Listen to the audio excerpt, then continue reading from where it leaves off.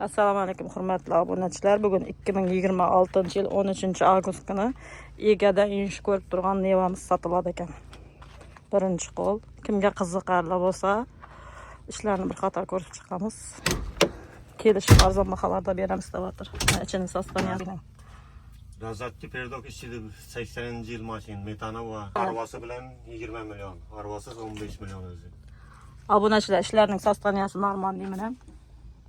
Ko'rishlarimiz Telefon mumkin. kalankilari bor. Maytafon kalanka narsasi bor dedi. Yurishlarni ham ko'rsatamiz hozir mana. Oldindan ko'rsatamiz. Zapaska hamma narsasi bor.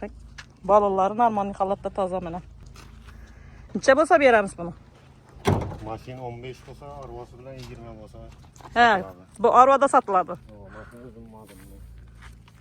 Arvanın dokumenti yo'q.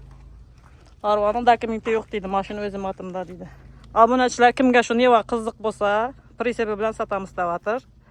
Presepi bilan 20 million so'm, addiniy mashinaning o'zini olaman deganlarimiz uchun 15 million so'm kelishiladigan yeri bormi? Beramiz. Kelishib beramiz davotir.